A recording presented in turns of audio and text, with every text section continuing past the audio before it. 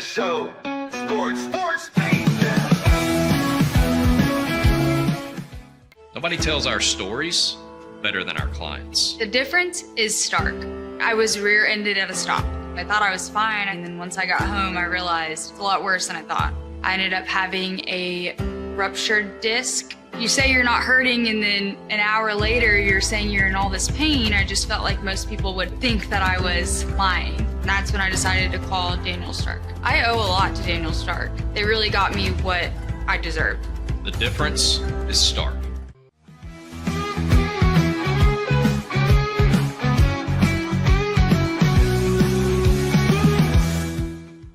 We definitely love our relationship and love Extraco. It's been an amazing experience.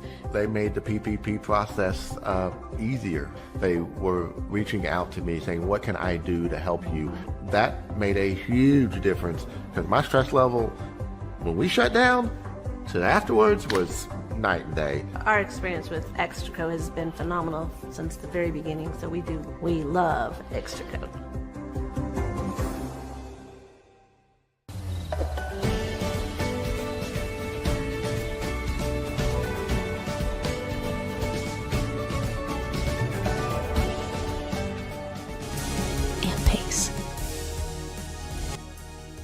With Ease US, make studio quality voiceovers for your videos online in over 149 languages and dialects. Never been easier to create professional grade videos and voiceovers. Try it today at easeus.com. That's EASEUS.com.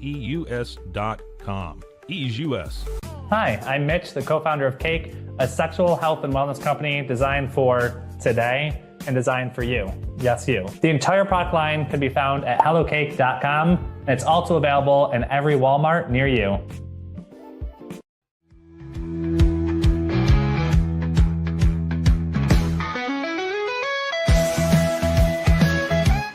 Send money abroad in just a few steps with Remitly. Sign up with your email, enter an amount, choose how your loved ones receive the money, enter your recipient's information, select a payment method, hit send, and relax. Download the Remitly app today.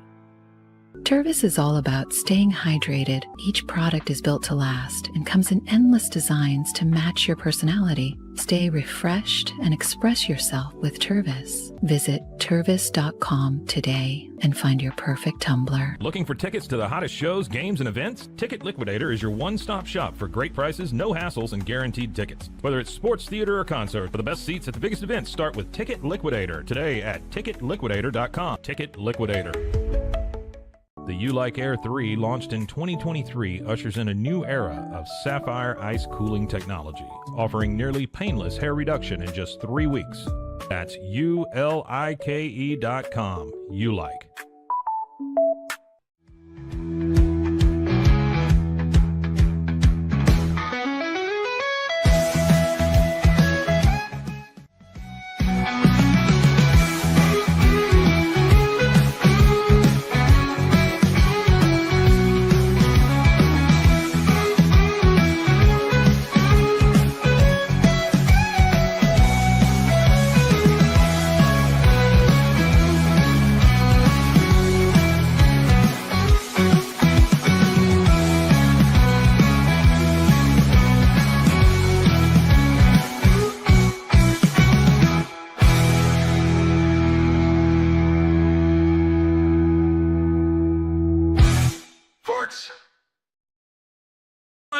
Baby, it's the Pete Sousa Show, Rogue Media Network. I'm Scotty Swingler. I am high above Waco, Texas, in the Alico building, Studio 3, if you were wondering. Happy to be with you on a Monday. Weekend's over, baby. A lot to react to. First thing we need to react to, though, I am obviously not Pete Sousa. This show is called the Pete Sousa Show, named after our immaculate leader, Pete Sousa. And Pete is on the run, I think fleeing the feds, maybe as part of this NBA gambling thing. Where are you at, Petey? I'm at the Charlotte airport. I wanted to check in. First of all, your intro just kicked ass. So I'm fired up to watch the show. I'm headed over to the hotel now. We got that ESPN College Basketball Summit. I'm happy that Brian Kelly got fired. There's a lot on that. I think you're happy about it. I actually am. Yeah, I don't think he ever truly embraced Louisiana, and I think I've lived in Louisiana. So I thought Bro, that fake accent in that gym yeah. So I got bad vibes off that. And then I'm worried about Dave. I mean, I think you were right. I love Dave. But I think it's time to turn the page, right? Yep. And I'm pumped that the Big 12 has 5 teams in the top 25. Yeah. I'm really pumped. And I want to say I'll be back tomorrow doing the show from Charlotte. I'll at least get us started. And Scotty, I love you. And thanks to Chris Visser and everybody. And I didn't even know that was Studio 3 till now. So I'm going to say goodbye, but also say job well done, brother. I'll talk to you soon. You look sharp, Pete. Have fun, Thanks, man. All right. See you guys. See ya. All right. That's Pete Sousa, my guy, the host of the show. And that's why he makes the big bucks, folks. He's traveling the world, representing Rogue Media, representing ESPN, doing his thing, covering sports at a high level. We love him. Hey, here's what we're going to get into today. As a fill-in host, like, you want to address the audience, but also, like, you kind of want to stay in your comfort zone. So I'll just be really honest with you. Today, it's going to be a Monday, and we're going to stick in Scotty's comfort zone. We're going to talk college football. We're going to react to the top 25. Like Pete just said, 5 Big 12 teams getting in there. Don't know that the conference's level of respect has risen quite to the level where we'd like to see it. But again, you get a team or two into the playoffs, you win a couple of those playoff games, perceptions can change quick. And we're going to look very closely at this Big 12 title race and why it's so compelling. We're also going to talk about Dak Prescott. And I'm having Grok run some data right now on Dak that I will get to you maybe in the next block. Dak Prescott was bad yesterday. And we expect the Cowboys to not be great. And we certainly expect this Cowboys defense in 2025 to not be great. But what has been great until yesterday is Dak Prescott and the Cowboys offense. And then yesterday, the wheels fell off. We're going to get to that. But I do first want to look at this AP top 25 after week 8 of the college football season. Hard to believe, by the way, that and I actually think we just finished week 9. I think my graphic there is wrong. That's what you get when you produce and host the show. I think this is after week 9 of college football. But nevertheless, let's look at the top 25, where we sit right now. And I want to provide some commentary on some of this. So first of all, these top 3 teams here, I think, have really separated themselves from the rest. Everything could change. We've got a lot of football left, y'all. All of November, then conference championship week. Everything could change. But where we sit here, ending October, going into November, prime time for teams that want to prove they belong in the postseason. These top 3 teams, I think, have really separated themselves, not only because they're undefeated, but because they are winning games at a remarkable clip. Like, Indiana didn't just beat Oregon, they whooped them. Ohio State isn't just undefeated. They have like an 85% defensive stop rate. Teams can't move the football against them. And as much as it hurts me to say it, as a guy that grew up in Waco, Texas A&M just made LSU look like a high school team. And that offense is loaded with weapons. They got 2 running backs and 2 receivers who will play in the NFL, at least. And that defense is crazy, by the way. Torian York is one of my favorite players in college football. So I think Ohio State, Indiana, A&M have clearly separated themselves right now as the front runners competing for a national title. There are other teams in this top 25 that could get it, but it would honestly shock me where we sit today if it's not one of those 3. I think there's a pretty healthy gap between 3 and 4 here.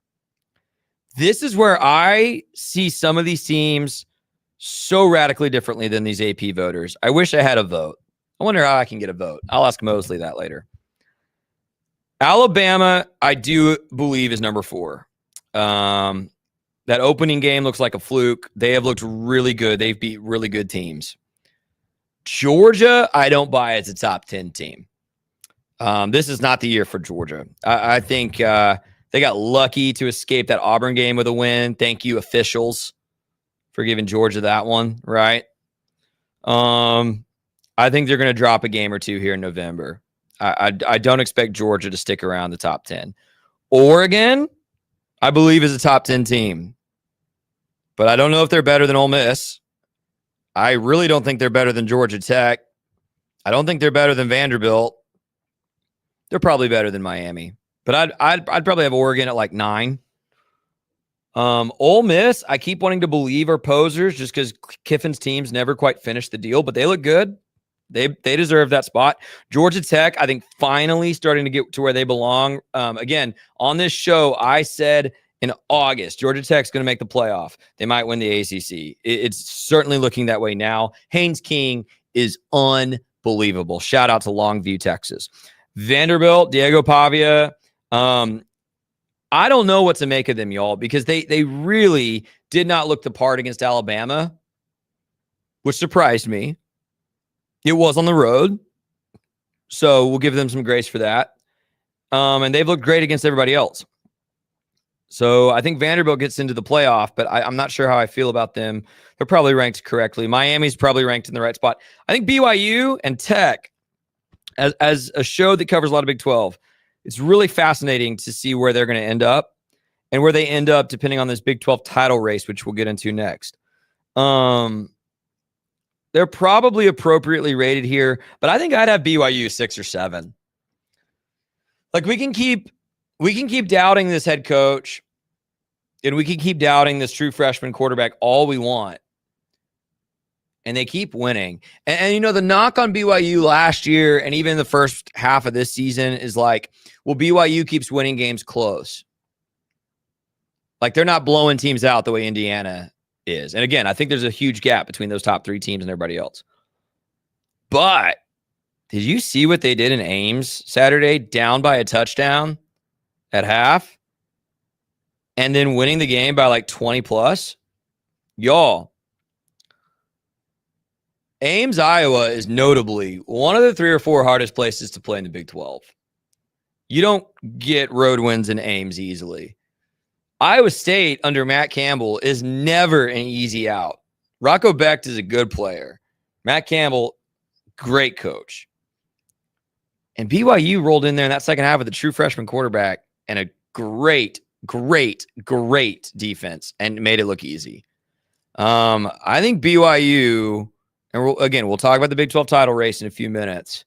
I think they're going to surprise some people. I think they belong in the playoff as of today, certainly, right? Undefeated, leading the Big 12. I think they belong in the playoff even if they don't win the Big 12 title game. I think they're one of the 12 best teams in America. And I think they could beat some of these teams ranked above them. I think I'd bet BYU right now over Miami. I think they'd play Vanderbilt and Oregon very close. I think they'd beat Georgia. I do. Maybe I'm naive. And Texas Tech, we know the talent. We love the coach here in Waco. He was at Baylor. But that's a program that has like a 50-plus year history of disappointing you. So who knows? Notre Dame, who knows? Tennessee, who knows? Virginia, lucky to escape. Took double overtime to beat Belichick. Louisville looks good. Cincinnati might be better than they're ranked here. It's not just because they blew out Baylor the other day. I've decided Baylor's not good. So I'm honestly not super impressed that they won by 3 touchdowns over Baylor. But it's the fact that they've won every game. Again, kind of like Alabama. They dropped their opener, and that is starting to look like an anomaly. They've beaten everybody else in their schedule. We'll see in a minute. The toughest part of their schedule is coming up. We're going to know a lot more about Cincinnati at the end of this month, the end of November, than we do at the beginning of November. Oklahoma and Texas are posers. Get them out of here. They don't belong. Missouri, hated to see their quarterback go down. Michigan's probably appropriately ranked. Hello, Houston. Really glad to see the Cougars get in here. They've earned it. They're 7-1. Only 1 loss. I think Houston is going to sneak into that Big 12 title game. I'll tell you about that in a minute. SC, overrated. Utah, probably about the 25th best team in the country. Memphis. I have a question for voters. I would actually love to hear this from voters. Not that any of them are watching today. How is Memphis 25? USF drops out of the rankings. They beat Memphis. And Navy is the group of 5 team that remains undefeated. Now, Navy, we're going to, just like we're going to find out a lot about Cincinnati in November, we're about to learn in the next 3 weeks who Navy is, because they play Notre Dame, USF, and Memphis in the next 3 weeks. We're going to know after those 3 weeks who's going to represent the group of 5 in the playoff. I picked Navy preseason. I like to be right. If Navy loses to Notre Dame but beats USF and beats Memphis, they're going to get into the playoff. They'll probably win the American. You can lose to Notre Dame, win those other 2, and get in at this point, the way it looks. Unless that makes voters put, or the committee put Boise State back in the picture, but I doubt it. There you go. That's the top 25. Again, I think the top 3 teams here, healthy separation between the remaining 22. Bama, Ole Miss, Georgia Tech, Vanderbilt, appropriately rated here inside the top 10. I think Georgia, Oregon, and Miami probably a little overvalued, though I think Oregon is a top 10 team. BYU, Louisville, Cincinnati, maybe Houston. Probably a tad underrated. I am biased. I cover the Big 12. But that's how I see it. I think you can pretty much lock in those top 4 for the playoff. And I think Georgia Tech is probably a lock for the playoff. Then the way the SEC finishes will be really interesting. There you go. That's your AP top 25. I'll tell you what, we're going to take our first break. When we come back, we're going to talk Big 12 title race breakdown. It's a 4-horse race now. There are 4 teams left hunting for a Big 12 championship. Could another team get in there if something wild happens? Yes. But in reality, we're down to 4. It is not at all the 4 anybody would have picked preseason. Nobody picked these 4 preseason. Most people picked one of the 4. So it's a fun race. The Big 12, once again, showing you it is the most unpredictable, dynamic conference in college football. This is the Pete Sousa Show. I'm Scotty Swingler. Stick around. The Big 12 title race. We'll talk about it next.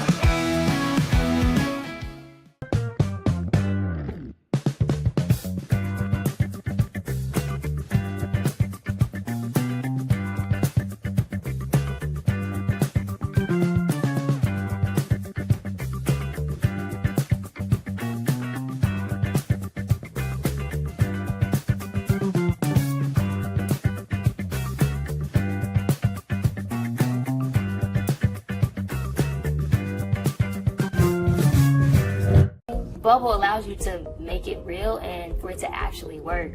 So I feel like Bubble bridges that gap and being able to give people the opportunity to make their ideas come to life really quickly too. I love that I can sit down and build something the way that I think it should be built and have the control over it. Bubble turns ideas into fully scalable apps. Try Bubble today.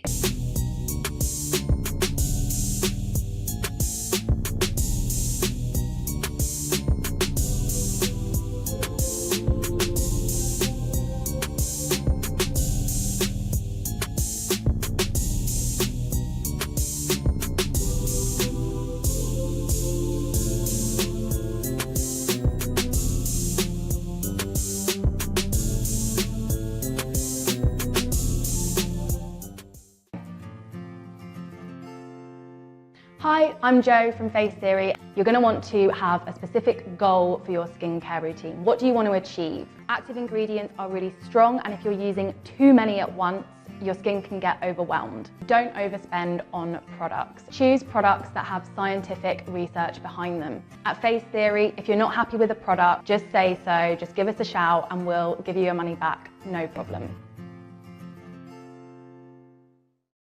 I know you're gonna love this Kodak Dot Plus printer. You guys just connect it to your smartphone and then you're gonna use the Kodak Photo Print app. It's going to print you a 4x6 photo. I am just in awe. I love how these turned out. Also, the printer comes with a free cartridge of 10 photo sheets. I can assure you, you are going to love this printer as much as my family has. You guys have to check it out for yourself. Streamline event and appointment booking with Amelia's sleek, modern, and fully customizable booking forms. Tailor the colors, fonts, and design to match your brand and seamlessly integrate with your WordPress website. Whether it's for events or appointments, Amelia makes booking simple, stylish, and perfectly aligned with your business. Enhance your booking experience today at WPAmelia.com. That's WPAMELIA.com. Amelia. When you learn a language with Babbel, you start a journey that takes you further and further.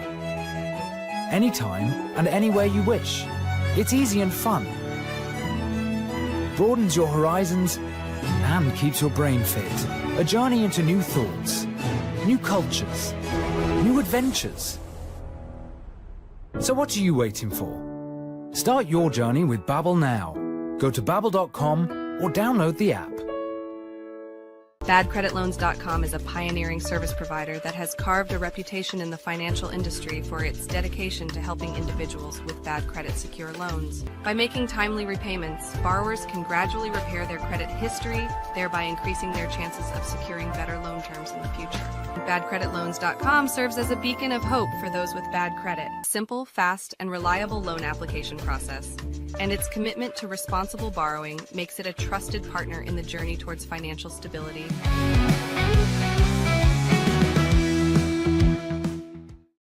Hello, welcome back. Pete Sousa Show. My name's Scotty Swingler. We just talked about the AP Top 25 in college football. Great weekend in college football. BYU proved a lot to me on the road in Ames.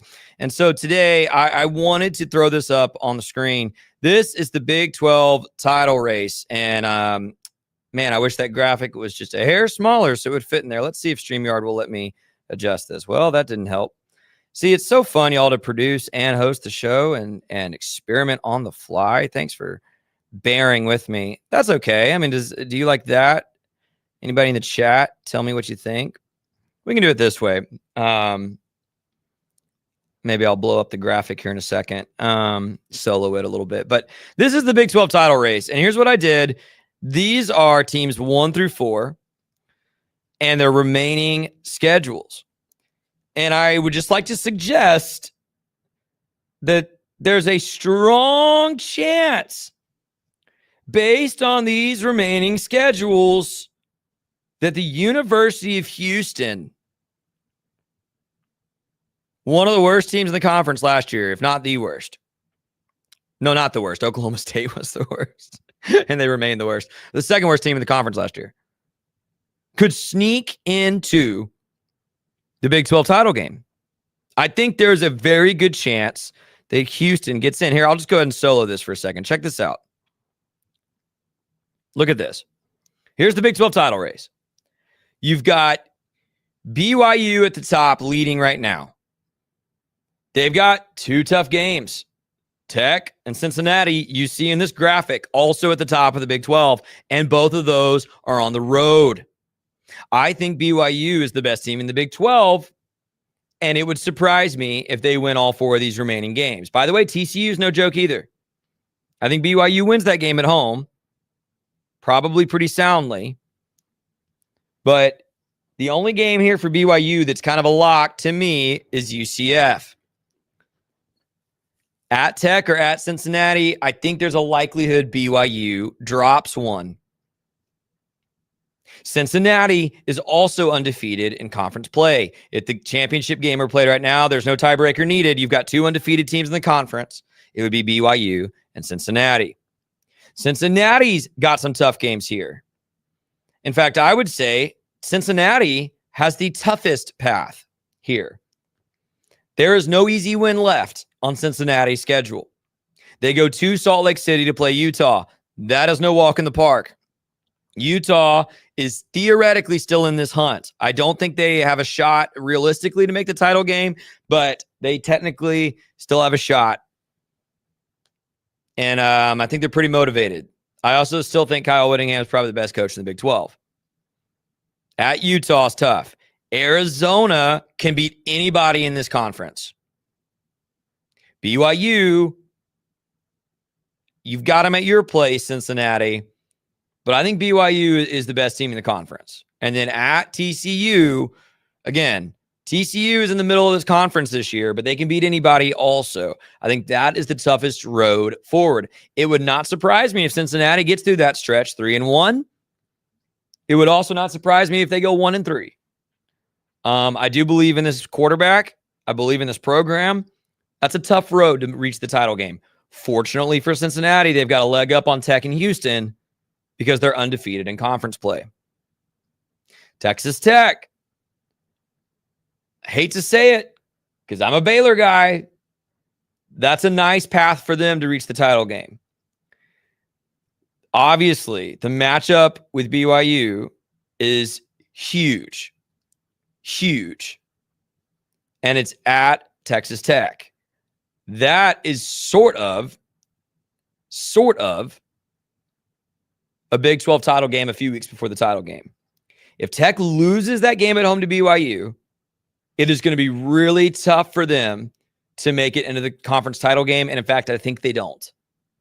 And I'm going to tell you why in a second. If Tech loses to BYU, and by the way, if I were betting that game today, I'd probably bet BYU on the road. I would, after what they did in Ames Saturday. If Tech loses that game, they're out. Tech could also lose at Kansas State this week. Kansas State has played lights out since Baylor came back and beat them in Waco. Lights out. They've looked like the team we thought they'd be week 1. UCF at home should be a win. At West Virginia should be a win. So again, for Tech, it's about beating BYU at home. You have to win that game. Otherwise, you're not going to get in. And here's why you're not going to get in if you lose to BYU at home. Because Houston is not going to lose another game. Start telling your kids about 11-1 Houston. It's going to happen. It's going to happen. I need to put myself back on camera for this because I'm so deadly freaking serious about this right now. Look at me. Warn your children. Comfort your spouse. Prepare your energy. The Houston Cougars are going undefeated the rest of the way. They will be 11-1 after being the second worst team in the conference last year. Tell your grandkids one day the legend of Willie Fritz. Let me show you again. Look at this path for Houston. It is like the yellow brick road leading to the Emerald City. West Virginia at home, that's a 21-point win for Houston. At UCF, old American rivalry, that's a 14-point win for Houston. TCU is the best team left. That's the best team they've got left. By the way, they're in the dead middle of the conference, and you've got them at home. That's the toughest game left. I'm not saying Houston rolls in that one. But have you seen what Kendall Briles has done calling offenses in the fourth quarter the last 2 weeks? That's a win for Houston. That's a win for Houston. Absolutely. And at Baylor, that's a 21-point win for Houston. You're going to hear me talk more about Baylor in a minute. Houston's going to win 3 of those 4 games by multiple touchdowns, and I think they'll beat TCU by a field goal. Again, warn your children. Prepare them. I'm not sure it's the apocalypse, but it is utterly shocking and it's challenging my Baptist faith. Houston is going to go 11-1. Now, to reach the title game, because Houston does have a conference loss, they need Cincinnati to drop one, and they need Tech to drop one, because Tech holds the tiebreaker over them right now. I'm not sure how the tiebreaker between Houston and Cincinnati would work. I'll just be really transparent. I didn't have time this morning to get all the way into it. If we get into late November and that is the case that we will need a tiebreaker between Cincinnati and Houston, rest assured, Pete and I will tell you about it. But again, Cincinnati's got the toughest path left here. I don't think Cincinnati gets out of this without a conference loss. They will lose to BYU, Utah, Arizona, TCU. 2 of those teams are probably going to beat Cincinnati. I think Tech loses to BYU. I do. And then even if BYU drops to Cincinnati, or drops to TCU, if BYU beats Tech and Houston goes undefeated, it is going to be, guys, not a single soul in the world thought this was possible preseason. I'm calling my shot. We are going to get BYU and the Houston Cougars in the Big 12 title game. And by the way, I might try to go to that game. There aren't many college football games I like going to if the Baylor Bears aren't involved. But I'll tell you what, if it's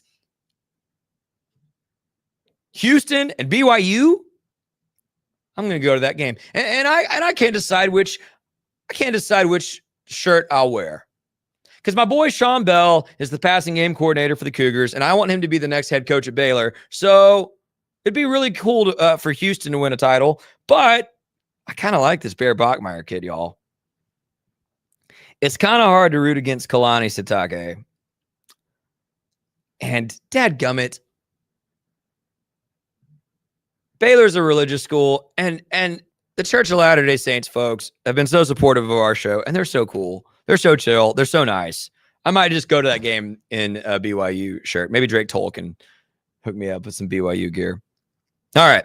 That's the Big 12 title race. We'll show you this graphic one more time just because I worked on it. I like it. It makes things very clear as to what's in front of each of these teams. Houston has the easiest path, but they need stuff in front of them to happen. Cincinnati has the hardest path, but they have a leg up because they're undefeated in conference. BYU has the best team, but the most difficult path.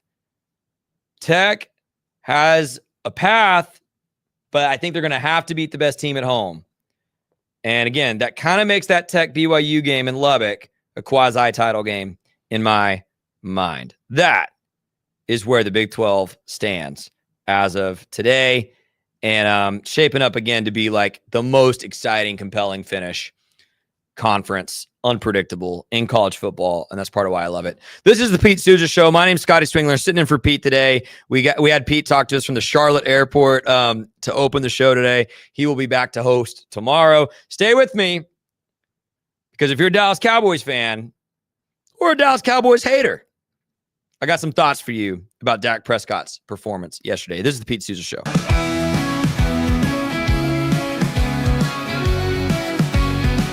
It doesn't matter if your investment budget is small or big. All you need is Benzinga Pro and its powerful news alerts, price tracking, and portfolio monitoring. Subscribe now, and we'll skyrocket your portfolio today. Experience with the Bosley MD hair regrowth kit was amazing. It was easy to use. It let me take off my hat. I could go in public and have my picture taken and feel normal again. BosleyMD.com. Join us at golfpartnerusa.com and discover why we're the trusted choice for golf lovers worldwide. That's GOLFPARTNERUSA.com. Golf Partner. Experience the future of secure private cloud storage with Internix. Protect your files with end-to-end encryption, ensuring your data stays private and accessible only to you. That's INTERNXT.com today. Apollo Neuro is a new kind of wearable that helps your body recover from stress, that helps you calm down and feel better. You sleep better, and you can get back to being yourself. Learn more at apolloneuro.com. Protect your online privacy with NordVPN. Browse securely, access content from anywhere, and keep your data safe with military-grade encryption. NordVPN.com. That's NORDVPN.com. Our patented handles were launched in 2018. We continue to push the boundaries of strength training. Join us in making your training more natural and effective. Visit Engels90.com to learn more and revolutionize your workout. Dive into adventure with Scuba.com, your ultimate destination for top-tier scuba and snorkeling gear. Whether you're a beginner or a pro, trust Scuba.com for the best in diving equipment and expert guidance. Explore now at Scuba.com. That's SCUBA.com. Scuba.com. At Fullwell, we bring together the expertise of registered dietitians, MDs, and OBGYNs to give you the best fertility support. Fullwell, your trusted partner on your fertility journey. Visit us at FullwellFertility.com. Experience the perfect blend of exquisite craftsmanship and life-changing technology with Gevi. Every product is built with precision, featuring specialized parts that ensure durability, efficiency, and safety. Upgrade your everyday with Gevi. Visit us at gevi.com to discover more. It's the Pete Sousa Show. With San, owning iconic furniture no longer requires paying a premium. With over 15,000 satisfied customers worldwide, we've proven that high-quality furniture doesn't have to come with a high price tag. Explore our collection today at san.com. At Covers & All, we've revolutionized protective solutions with cutting-edge, customizable covers, tarps, and curtains. We deliver premier protection at affordable prices and express shipping. Visit coversandall.com today for the perfect fit, guaranteed to last. Relax with Hemp Delicious. Organically grown hemp, massively blended with delicious organic herbs, responsibly sourced for their holistic benefits. Each sip offers calming, antioxidant-rich wellness. Brewed just for you. Sip the calm with Hemp Delicious. At Open Goal USA, we're revolutionizing training for both soccer and lacrosse with our innovative portable rebounders. Perfect for players of all ages and skill levels. Visit opengoaalusa.com and elevate your training today.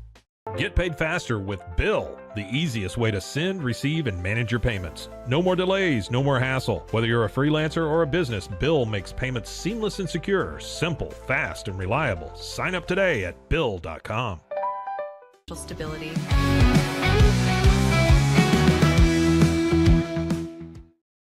Welcome back, Pete Sousa Show. My name's Scotty Swingler. Happy to sit in for Pete today. Thanks for sticking with me. Thanks for sticking with us. Let's talk about Dak Prescott. Okay. I promise I don't enjoy being right about this. Maybe a little bit. I like being right.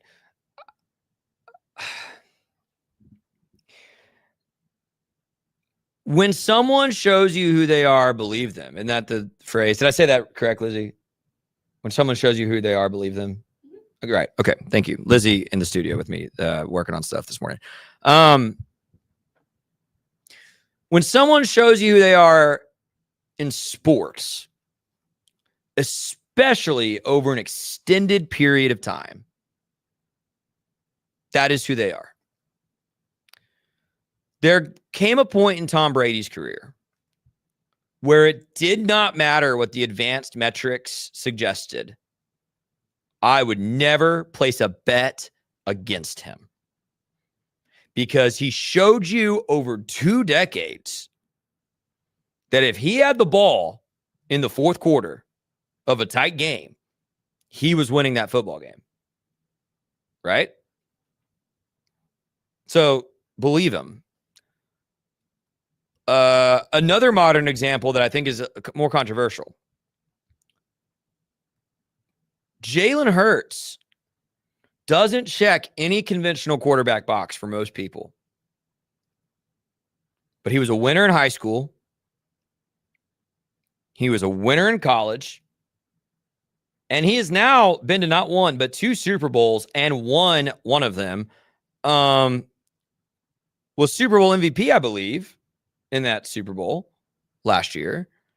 And yeah, his regular season this year has been up and down. But can I tell you something about Jalen Hurts? If the Eagles are in a playoff game and it's close, I'm not betting against him anymore. By the way, Patrick Mahomes got blown out in that Super Bowl. I'm not betting against him either. The loss in that Super Bowl was the anomaly, not the rule. Right? Okay. That's how sports works.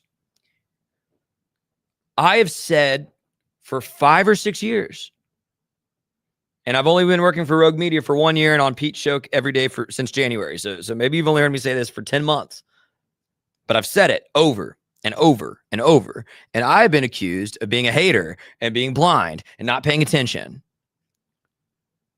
I know Dak Prescott on paper is a good quarterback. I've actually been astonished to find this year, as he's reaching certain career marks, that on paper, he is almost identical to Tony Romo, who's one of my favorite football players I've ever gotten to watch play. I won't deny that. But there are 2 things I've said about Dak Prescott. And by the way, trying to be humble and admit when I'm wrong, you could probably say both these things about Tony Romo, and that hurts my heart but it's probably true. 2 things I've said about Dak Prescott. 1, my primary concern with Dak is health. It's not anything to do with how well he throws a football. And so far this season, he's looked healthier than he's looked in 5 years. Great. I need to see him make it through a regular season before I just check that box. I'm really thankful he's healthy. But the second thing about Dak Prescott, and we saw it again yesterday, and when people show you who they are, and Dak's been in this league, this is his 10th year in the league. It's been a decade. Hard to believe. It's been a decade. When people show you who they are over a decade, believe them, especially in football. Here's who Dak Prescott is. I had Grok run these numbers. So by the way, take this with a grain of salt. I know Grok can make mistakes. And by the way, if you're watching and you're like, Scotty, that's not true, you do the math and get back to me, and I'll get on tomorrow and be like, I screwed up. I'll never use Grok again. That's a lie. But here's what Grok says. I asked Grok to compare Dak's statistics over the course of his career versus non-playoff teams and versus playoff teams. Because some of you fell into this Dak Prescott trap this season, and it's the same trap you fell into 2 seasons ago. And it's the same trap you fell into 6 seasons ago. Because it happens every single year. Dak puts up Pro Bowl, I would argue borderline Hall of Fame numbers against bad teams. And I said it after the Jets win, and I said it after beating the Giants. In overtime, I was like, let's judge the Cowboys season and Dak after they play these playoff teams that are coming up later in their schedule. Well, the first great team on their schedule was the Denver Broncos. They played yesterday. Don't know if you noticed, they made the Cowboys look bad. But specifically, they made Dak look bad. I asked Grok, what are Dak's career numbers against playoff teams versus non-playoff teams? He's played 48 games over the course of his career against teams that made the playoffs that year, and 74 against non-playoff teams. Against playoff, let's start with non-playoff, because that's when he racks up his numbers, right? Against non-playoff teams, he's thrown 128 touchdowns to 37 interceptions, and he has a quarterback rating of 101.7. That's really good. It's really good. Anybody in the world would take those numbers for a starting NFL quarterback. It's really freaking good. He also has 24 rushing touchdowns against non-playoff teams. So let's just add those together because rushing touchdowns count. I think those should actually count towards a quarterback's stats. So that would be 152 touchdowns to 37 interceptions against non-playoff teams. That is GOAT status, Hall of Fame. If he's doing that every week, dude, I would be the biggest. I would have the Dak Prescott jersey on today. But he's played 48 games against playoff teams. In those games, he's thrown 85 touchdowns and 45 picks. That's worse than a 2-to-1 ratio. You don't keep a starting quarterback job in the NFL if that's what you do. You are not an NFL starting quarterback if you have a 2-to-1 touchdown interception ratio. Not in this era. Maybe in the 90s. Brett Favre, John Elway might have had a few seasons like that. By the way, that's Brett Favre and John Elway we're talking about, not Dak freaking Prescott, right? 93.4 quarterback rating. Not horrible. But then here's the other kicker. Half the rushing yards and 5 rushing touchdowns as opposed to 24 against non-playoff teams. That's a total of 90 total touchdowns to 45 picks. That is a 2-to-1 if you were including rushing touchdowns. Touchdown to interception ratio for Dak against playoff teams. And just to point out the contrast again, because I've specifically said on this show, it's about the interceptions. I've specifically said that. When he plays good teams, he throws picks. That's what happens. I want to reiterate. He has played 74 games against non-playoff teams and thrown 37 interceptions. He's played 48 games, 74 to 48. He's thrown 8 more interceptions, 45 total in those 48 games. Again, 45 interceptions in 48 games against against playoff teams. And maybe most damning of all, because say what you want about all the statistics and turning the ball over and touchdowns, you get paid to play quarterback. And by the way, again, Dak Prescott, highest paid player in the league.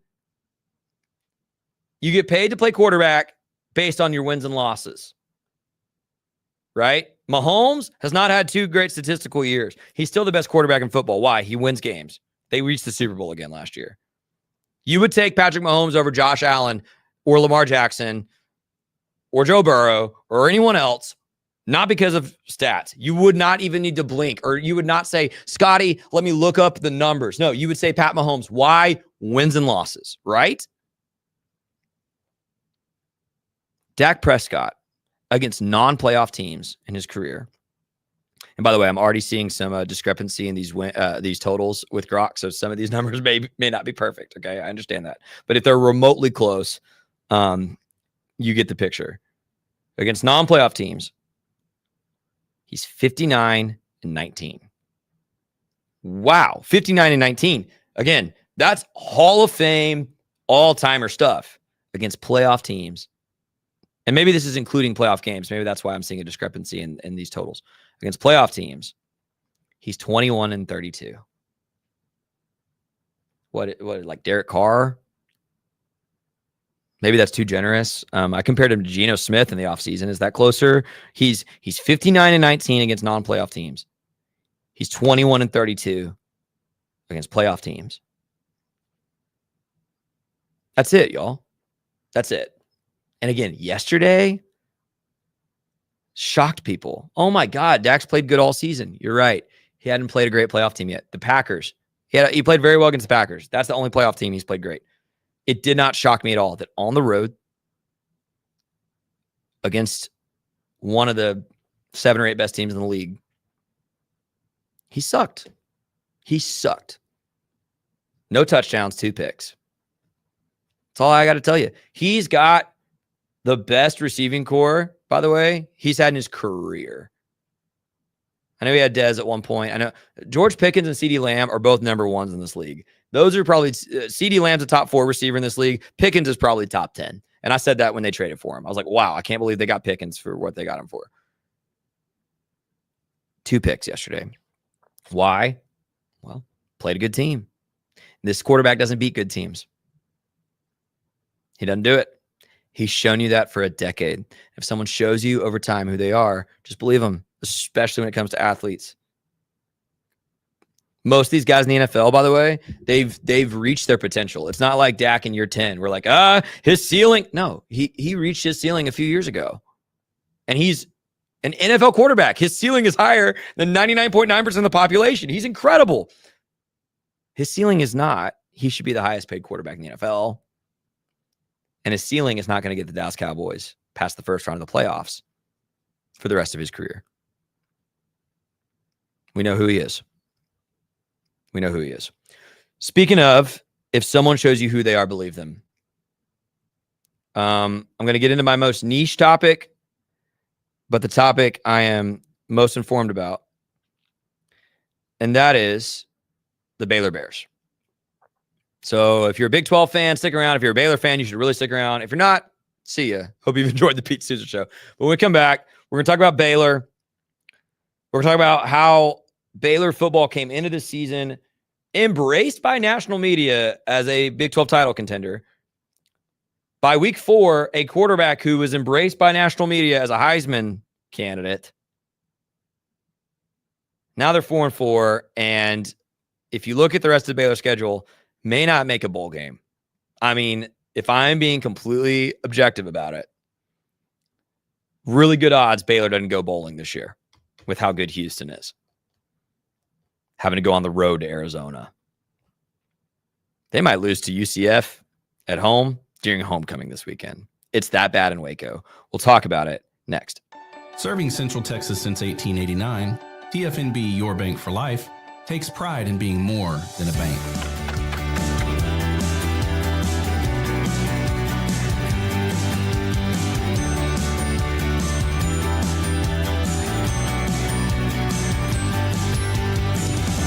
At TFNB, we remain committed to these principles.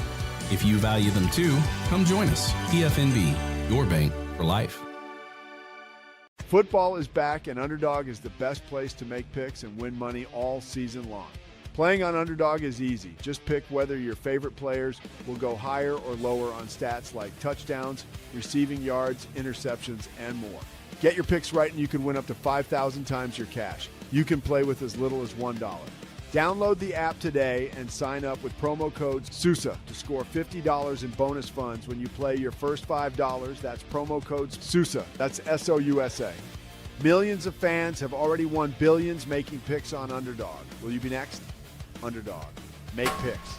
Win money.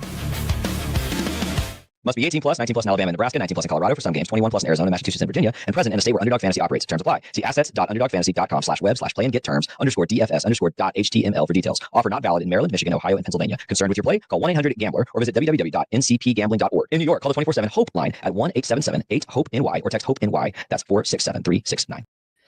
Underdog, man, it's not just something we advertise. It's something I play every single week. It's a lot of fun. I mean, what I like about Underdog is it's fantasy games where you can win money, and it helps you engage with games you wouldn't otherwise maybe keep up with. I did win money over the weekend with my college football picks. I put those up late last week on this show. If you'd picked with me, you would have won money too. What's great about Underdog, you can do what's called a flex pick, where, so like one of my picks Saturday was I had Arch Manning below his projected passing yardage, and he went over, which shocked me. I mean, that big shootout game where Texas came back and won. And so in a lot of apps, I would have lost money because I didn't get that one correct. But I played the flex pick, and I got the other three. I had 4 picks. I got the other 3 correct. And so I still won money. And this was great about Underdog. You don't have to go all or nothing. Like, you can do these flex. So I did a flex pick for tonight. I want to show. And the other fun thing about Underdog, you can combine sports, right? So I did a little NBA plus Monday Night Football here. And this is what I'm rolling with tonight with the flex pick. Klay Thompson, higher than 1.5 3-pointers made tonight against Oklahoma City. Dallas is going to have to score a lot of points to keep up. I think Klay is an easy 3 or 4 3-pointers made, but just to keep it safe, I went higher than 1.5. Marcus Mariota tonight on Monday Night Football. Dude played horribly against a bad Dallas Cowboys defense last week. I like Marcus Mariota. I don't think it's out of the question.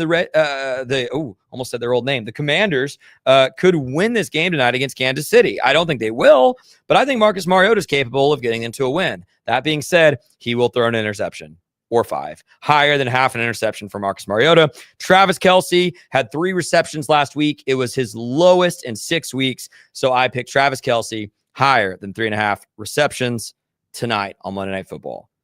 Klay, Marcus, Travis, those are my picks for Underdog. And again, I did the flex option.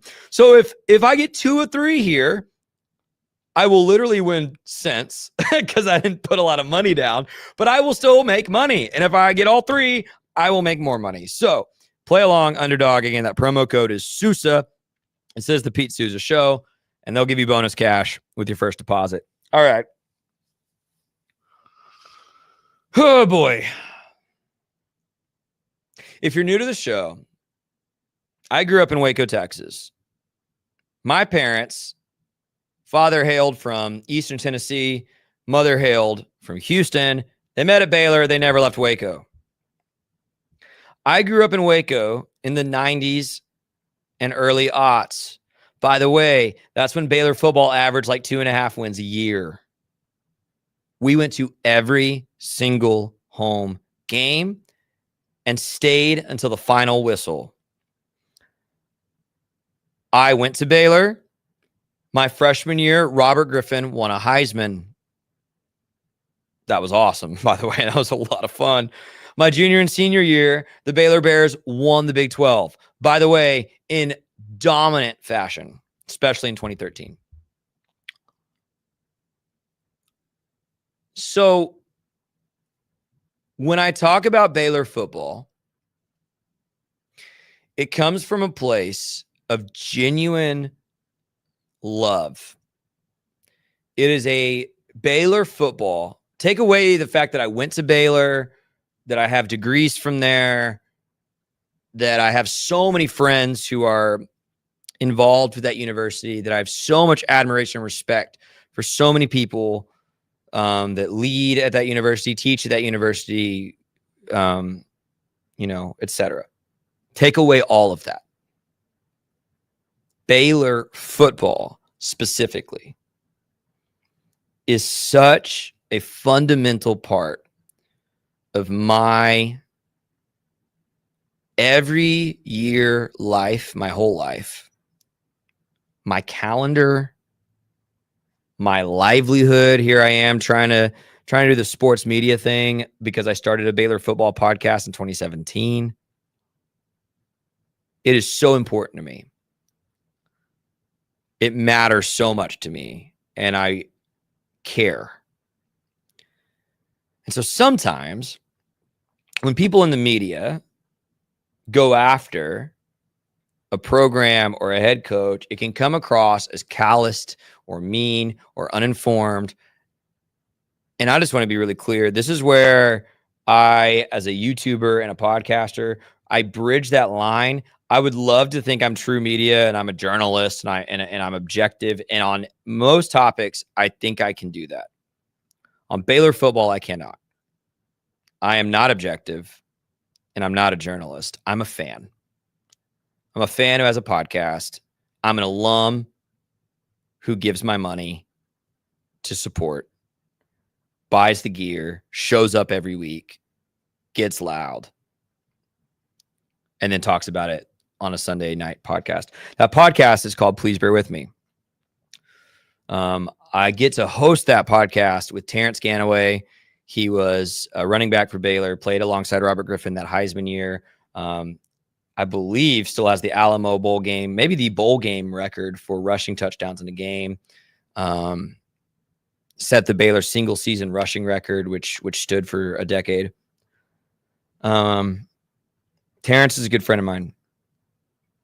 Obviously, as a former player who set records at the school, won the first bowl game for the school in almost 2 decades in 2011,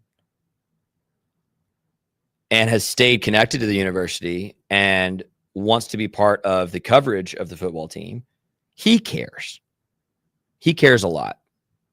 It matters to him, right? He literally bled on the field that I, cheer beside every week, right? Okay. Enough waxing poetic about Terrence and I. We just talked about Dak Prescott and said, when someone in sports shows you who they are over an extended period of time, believe them. What we have learned as Baylor fans and supporters is that 2021, 12-2, Big 12 champs, Sugar Bowl champs. So fun, by the way. Oh, I had so much fun that year. It's an anomaly for Dave Aranda. It is not who he is.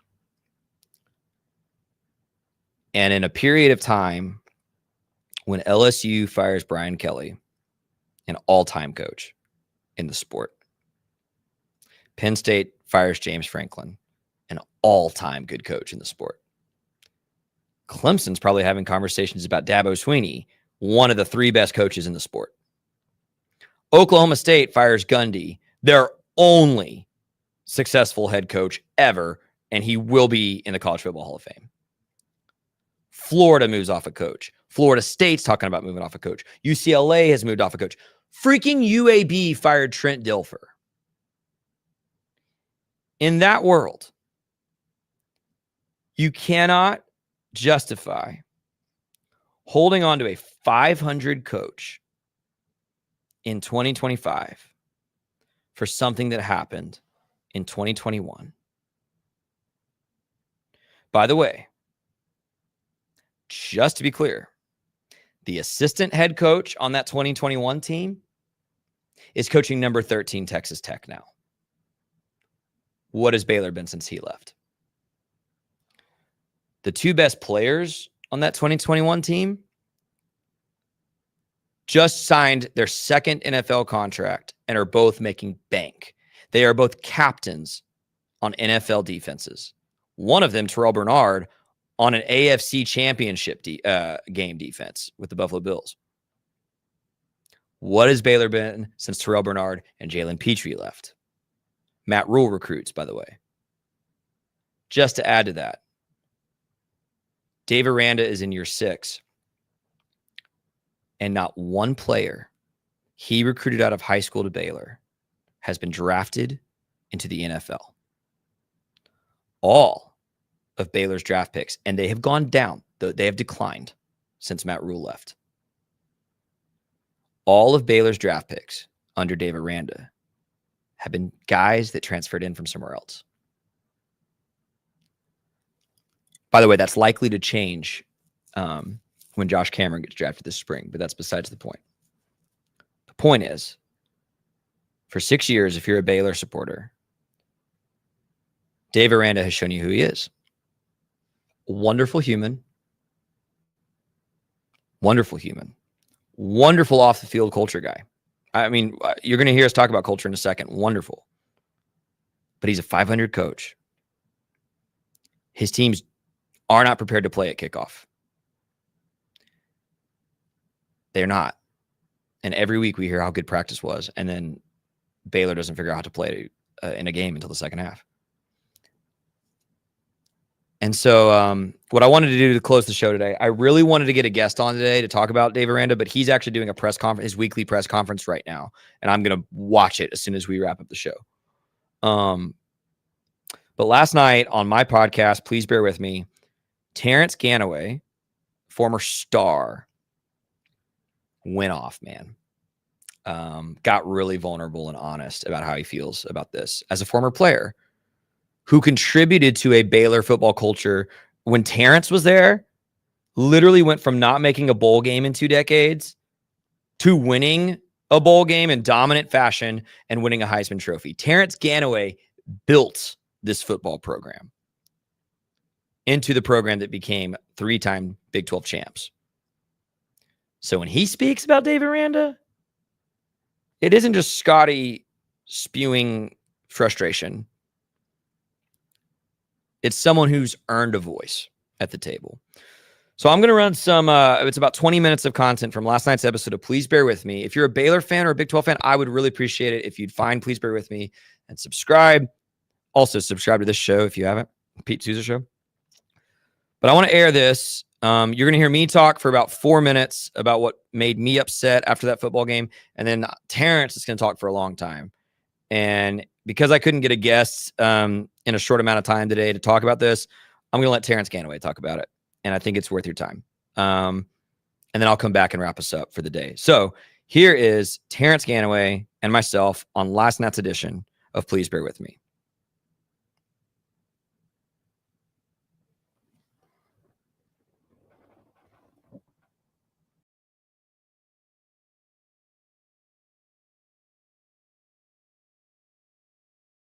And there are 2 men that stand up to the microphone, and one of them is Coach Dave Aranda.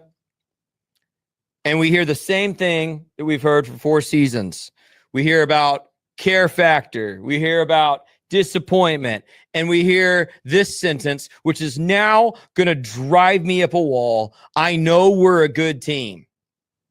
Or we're a good team. It's good to see you guys. I'm way frustrated, man. It's angry, you know. That's a hurt locker room. You know, the thing that strikes me is we're in a position to get a stop and get the ball back to our offense to go win the game, and we just couldn't do it. Whether it's a yard short here or a guy less there, or we didn't make this communication here. It's just so frustrating. And, you know, we got ourselves in position and we couldn't do it. So that falls on me, and that's hard to take any questions you guys got. Is there something that's not, I don't know, translating? Because you talk about good practices, all of this, and then, it doesn't really show up that game all the time. What's the disconnect? Yeah, I think the things that, whether it's specifically for defense, the things that we're showing them in practice are all kind of fitted up. We all walk it through. We all execute it and try to get it as fast as we can. It's not going to be ever the tempo that we're going to see today, or tonight, but try to get as fast as we can.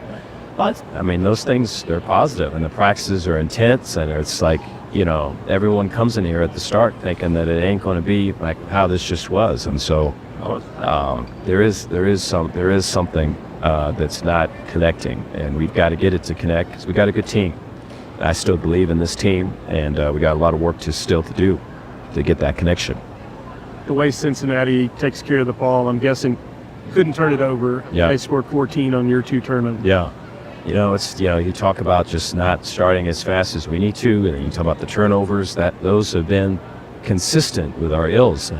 We have to get that fixed. I have to get that fixed. That's holding us back from some wins that we need and some momentum that we probably need even more. And so I think we have to fix it.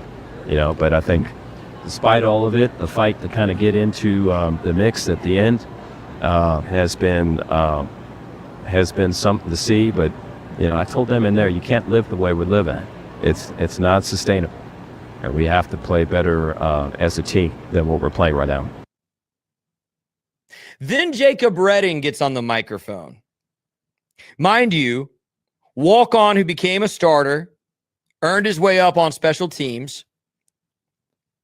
Mind you, without Jacob Redding, this team would be 2-6. Just if he doesn't make 2 of the best plays of the season on interceptions, this team would be 2-6. Jacob Redding gets up to the microphone and tells the freaking truth. Jacob, just I guess how disappointing is that loss, especially with it kind of felt like this was kind of almost a must-win. Like, what was the message after that game? I mean, I feel like we've done a lot of talking. It's hard to say the right things, but I mean, the rest of the season's going to be like what our real character is, because real reality is we're out of the Big 12 race, like that was our goal at the beginning of the season. But now it's like we got is the guys in the locker room, and how we're going to respond the rest of the year is that's what our real character is, when adversity hits. So. Jacob, how tough was that to get in a 24-0 hole, and then you look up and it's a 1-possession game there late? I mean, starting fast was the message all week, and I mean we did the opposite of that. So, and we got to take the Tuesday, Wednesday, Thursday practice to Saturday. I mean, it's plain and simple. We've preached starting fast, and then we come out and do this. It's like, I don't know. When you cut it to 7, or when you cut it to 7, what was the focus coming out on that drive? Try to slow them down. I mean, there was a whole lot of belief at that moment. We've done it before. We've proved we can come back against the wall. We proved we can come back and win ball games. But I mean, it was a must stop, and we just one guy short here, one guy short there. It's like just cleaning it up, execute. What was there anything specific they were doing in the run game, or was it just blocking and? I mean, it was just not sound in our execution of the game plan. So. Is that guys not getting in their gaps, or what exactly was it? Yeah, I mean, step slow, getting walled off, like not seeing a puller, not seeing this, not seeing that. It's like just a step slow or a gap slow, and gonna get you beat. Frustrating that they scored 41 points. If you look at Sorsby's numbers, you largely kept him in check, but yet still 41 points up.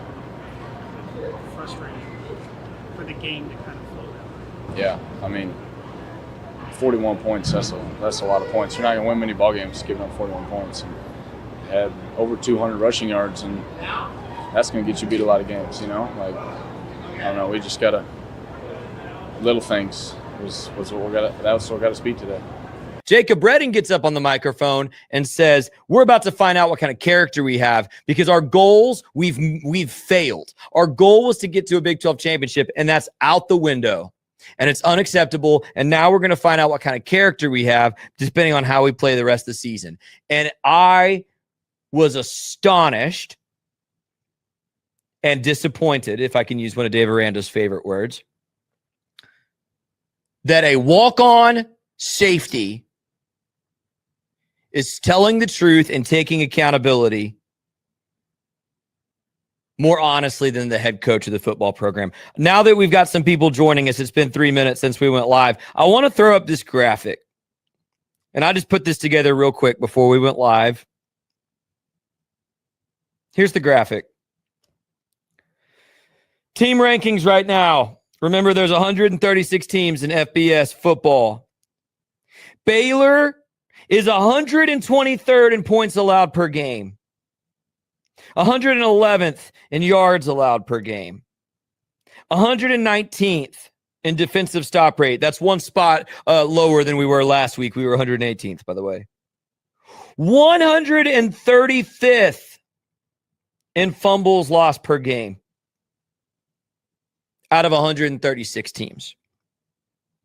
133rd in turnover differential. 104th in penalties per game. And 92nd, Terrence and I were joking before we went live. Oh, we made the top 100 in penalty yardage per game. This is your Baylor Bear team in 2025. And the reason I bring up these statistics, and yes, I cherry-picked statistics. I did. There are lots of team stats out there. By the way, Baylor doesn't rank outstanding in any of them. But I picked these specifically because what do these stats have in common? They come back to the head coach. They come back to the head coach. Why do I say that? Because we hired a head coach who had just won a national championship as a defensive coordinator, and we are fielding a bottom, 6% defense, bottom 7% defense in the country.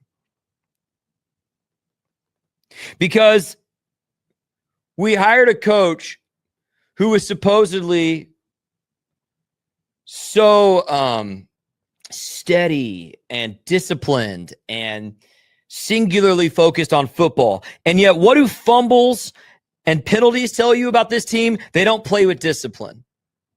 They don't play with discipline. I have not played football beyond the freshman level of high school. And I know holding on to the football and not committing dumb penalties is a discipline issue. You can coach it out of guys or you can't. And this head coach can't. This is the reality of where Baylor football is at this week. Is this defense so behind the offense in terms of talent? And again, healthy talent. We know there's a lot of guys hurt. But is this defense so behind the offense that the offense isn't getting good reps in practice to prepare for games? Explain to me how that works on a practice field and if that could be affecting or if I'm drawing conclusions that aren't there. Yeah, I mean, everyone does something different, but our defense, our first team defense is not – they're not getting a ton of reps against our starting O. Maybe they have a period of two, but a lot of it is you're looking at scout team defense of defensive players. But a lot of it is I don't know if they're practicing in shorts or T-shirts or full pads, but practicing fast, being physical at the point of contact, finishing through, and then having defensive guys ripping at the ball, picking off the ball, and getting to the quarterback. They should reward the scout team defensive players as much as possible, incentivize them to, like, hey, you should be celebrated if you get a pick. You should be celebrated if you rip the ball out from the starting running back. And then the offense has to instill a culture so high that we are not going to be embarrassed like this. After every run, after every caught ball, we're going to tuck the ball and we're going to sprint. I mean, I remember at Baylor, like every time, I mean, the walk-on linebackers are just ripping at the ball. You're like, bro, the play's been over. But you wouldn't fumble it. I promise you that. Like, they're like 5 seconds later just ripping at the ball. And so it's a standard that's been allowed. What you allow is what you coach. Turnovers, penalties, blocking issues. This ain't something that just happened. It happened last year. It happened in the spring. It is something that is coached. And when you say, hey, let's give someone else a nod at it, I don't see it. And I know that it affects people's jobs and livelihoods. But my 7th grade coach, Buddy Ray, walked into the locker room and he said, this room has a lot of potential. Potential will get me fired. And that's what this team is. It has a lot of potential, not a lot of production. And that is why we see what we see week in and week out. They're not producing or being held accountable to the standard that is expected from us fans. Maybe they're held accountable to the standard that they want to see. But, man, there's a lot of stuff, man, that I see on film. I see in the game. I see, and you can't tell me it's not being allowed at practice. You just can't tell me that someone is coaching this out of the players. They're not. They're not. And so when you have mental lapses like that, you get what you get. And Baylor has been terrible on defense all year. They've started to regress on offense. I don't know if there's a group on the field that's gotten better to this point in the season. You can't say, well, no, this group has gotten – no. You cannot tell me one group on the field that has gotten better, a group, not just a player. Right. An entire group. Safeties, DBs, receivers, inside receivers, slot receivers, a group, offensive line. And listen, at this point, Scotty, it's coached, which I think is a culture issue, and you can't fix a culture in midseason. You just can't. I really like this one, Terrence. I'm not sure I love anything after my Lord, wife, kids, and Spurs basketball more than Baylor football, but right now I cannot stomach watching games anymore. It's not the wins, losses, 1-5 versus TCU. It's that I have no clue what school or team I am watching. There's no life, no fun, no motivation. There is zero identity. College football for fans isn't just win-loss record. It's all the intangible things that make game day special. Baylor has zero special things right now. By the way, well said. Terrence, Baylor went 8-5 in 2012. Baylor went 8-5 last year. One of those felt very different than the other, at least for me. Well, 8-5 with losing a lot of guys. And we brought back a lot of guys in the second 8-5. And we followed up the first 8-5 with 2 back-to-back Big 12 championships. Like Kendall, we had offensive linemen, we had a ton of the defensive guys, Elliott Coffey, all of those guys left. I left, Robert left, Philip Blake left. I mean, there were so many guys that had left that team to play in the NFL, to continue to play football. Was there anybody last year that went to play?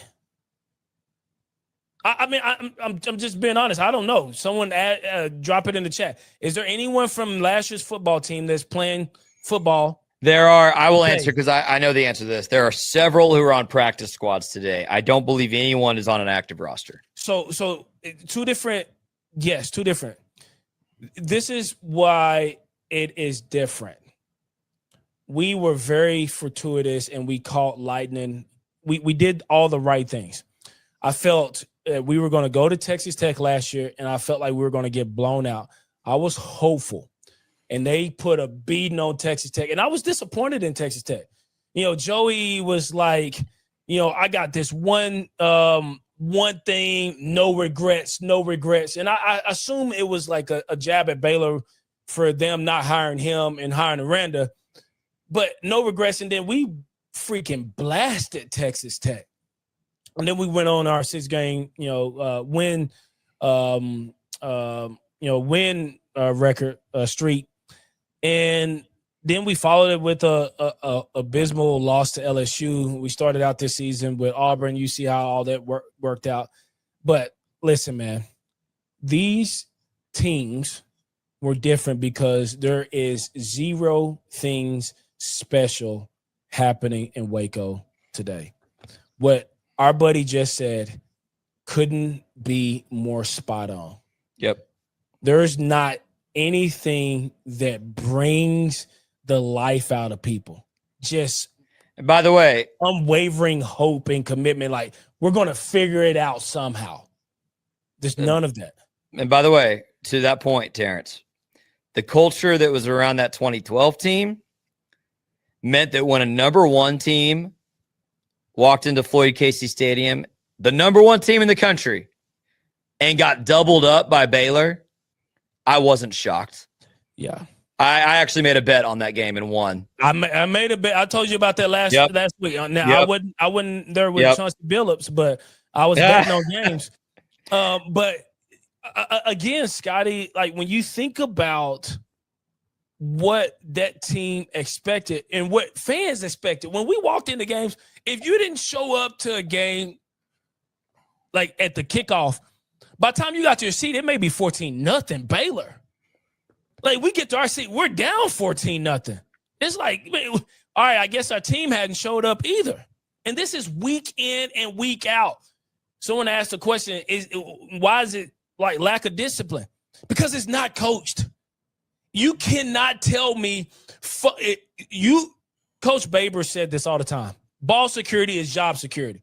If you're coaching, if you're allowing people to put the ball on the ground in practice, you cannot be surprised when they put it on the ground in the game. If you're allowing passes, one-on-one, touchdown passes to not be thrown on the money, then in practice, then you cannot make it manifest in a game.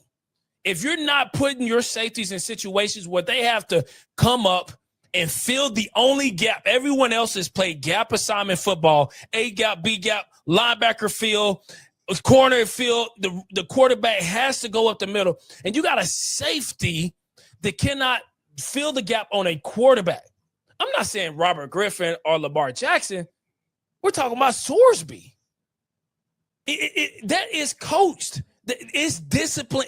There is 0 expectation from us fans that it will happen, and it does seem like it's very little expectation that it's going to happen on the field from the guys on the sideline. And so when you think about why everyone is so frustrated, it's because the product is piss poor. It is bad.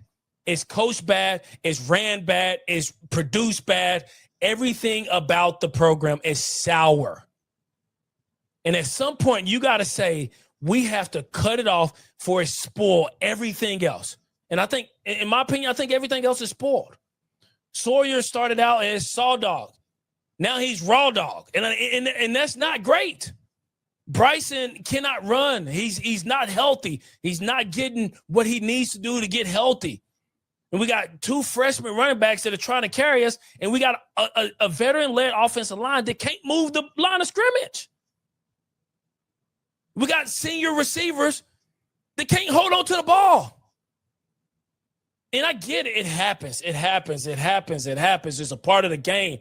But when you got a defense that is almost last in turnovers, because we ain't forcing anybody to make a turnover. We're not putting our guys in positions to go get an interception. We're playing on our heels, and we're getting blasted off the ball down after down after down. I honestly thought the game yesterday that Cincinnati might score 75 points. I didn't think they were going to punt the ball at all. And for some reason, We're looking up in the fourth quarter and we're down 7 points. And you're thinking, how in the heck did we get here? We got a really good roster. We got to get a really good roster. This roster with a different coach and a different culture, maybe 7-1, maybe 8-0. Yep. But the standard in Waco today, from Mac Rose to Linda to Dave Aranda, is a 4-4 standard, and that's why everybody is so frustrated. It was 4-4 standard last year. It was 4-4 standard in 2023. It was 4-4 standard in 2022, and it is why you've seen a decline, because there is no one in the building that's willing to say it is unacceptable. It's not going to happen. You either get up, you either crap or get off the pot. And no one's saying that. And it's the reason why we have a very average football team. And we've had an average football team for the last 4 years. And so I don't like to get this passionate about it, because I know some of these guys may, follow me on Twitter and stuff. But I think if you're honest, you see it too. It was a great experiment. I don't like calling for people's job. I got a job. I want to take care of my family. But I said head coaching, I hate it for the assistant guys more than ever. Randa, I don't know what his buyout, $30 million. You can retire and live in the hill country next to Art Browse. I feel for the assistant coaches. But right now, it's a bad product from top to bottom. Offense is struggling. They cannot run the ball. You look at what happened in 2012 when we went on a winning streak. Lake Seastrunt, I think he had 1,000 yards to come on in the second half of the season. And then he became the starter the next year. You know what he did the following year. But Nick Florence he was a good college quarterback. When you take all the pressure off of him, you give him Terrence Williams, that guy's one-on-one when defense has to come up to stop a Glasgow Martin and to stop a Lake Seastrunt, you're going to get one-on-ones. Yep. And we can't get any one-on-ones because defense got 3 down linemen, and we still can't run the ball. It's a bad product. It's bad coaching. It's that graphic that you showed right there. It gets every defensive coordinator in America fired year after year. There is no one that can survive the job like this. No one in America can survive a job like this unless you're working under Mac Rhodes. It's the only way that's acceptable. The only way. If I don't go into the office and I say, hey, Aranda, 8-4 last year, LSU kind of got us, but it's bowl game. Maybe we let off the gas. It is unacceptable that you start out a season, SMU a couple of plays away, Kansas State. I still can't believe how we won against Kansas State. I mean, it was a 3rd and 2, and they decided to go in the center and did not have a great play. Yeah, thank you. Thank you, Matt Wells. Thank you. Appreciate that, Coach Wells. Thank you. I have no idea. Thank you, Jacob Redding. Expectation is not, this is what you must do this year. Non-negotiable. Non-negotiable. Yeah. The culture is not there to align with a 8-0 team. So that's all I got.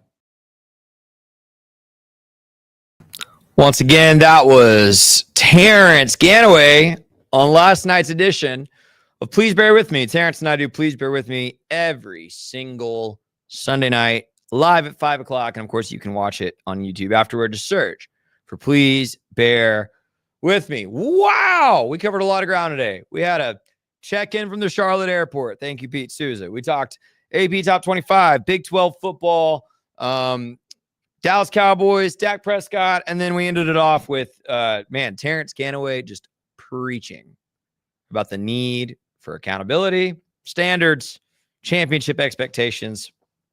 Great show today. Thanks so much for joining us. Thanks to Slovaceks. Hey, if you're driving through West, go the Slovacek side. No, don't go to the other side of the highway. There's not even anything over there. Don't worry about it. Go to Slovaceks. Thank you to Slovacek. Thanks to Pete for letting me sit in. Chris Visser, our executive producer. My name is Scotty Swingler. It's been a pleasure. Pete will be back with us tomorrow from Charlotte. We'll have to hear about what he's doing with that. What is it? ESPN, hoop, whatever, basketball. Pete's football, basketball kind of converging right now. Pete's a busy guy. I'm sure we'll hear all about it. I'm sure he'll have something to say about my Dak Prescott take. By the way, if you're bored later today, I'm also on the Matt Mosley Show from 1 to 3. You can find that Matt Mosley Show. That is very Dallas Cowboys Baylor centric. So if today was your kind of show for Pete, join us on the Matt Mosley Show. I'm going to bring up this Dak thing to him and see what he thinks. I bet he and I are pretty aligned on the Baylor stuff. I bet he's got a different opinion than me on Dak, and I will yell at him about it. So this has been the Pete Sousa Show. See you tomorrow. It's the Pete Sousa Show. Sports. We definitely love our relationship and love Extraco. It's been an amazing experience. They made the PPP process easier. They were reaching out to me saying, what can I do to help you? That made a huge difference because my stress level when we shut down to afterwards was night and day. Our experience with Extraco has been phenomenal since the very beginning, so we love Extraco. Show. Sports. Nobody tells our stories better than our clients. The difference is stark. I was rear-ended at 70 miles an hour. I was injured, had a concussion. The insurance company, they delayed. They were playing games from the initial conversation. They weren't going to help me. The biggest thing I learned through this is that you can't go through this alone. I called Daniel Stark. They were going to help me and everything was going to be all right. Daniel Stark got me 10 times the insurance company offered. The difference is stark. Show. Sports. Our professionals are not only experts in managing urgent concerns, but also in providing top-notch preventative health care. We're proud to connect pet owners to a vast network of licensed veterinary professionals, ready to address any immediate concerns. Book your first appointment today. Nalgene Outdoor has been your trusted companion, fueling adventures and helping protect the planet. We're committed to reducing waste, improving access to clean water, and providing simple, safe, and sustainable products for you and your family. NALGENE.com.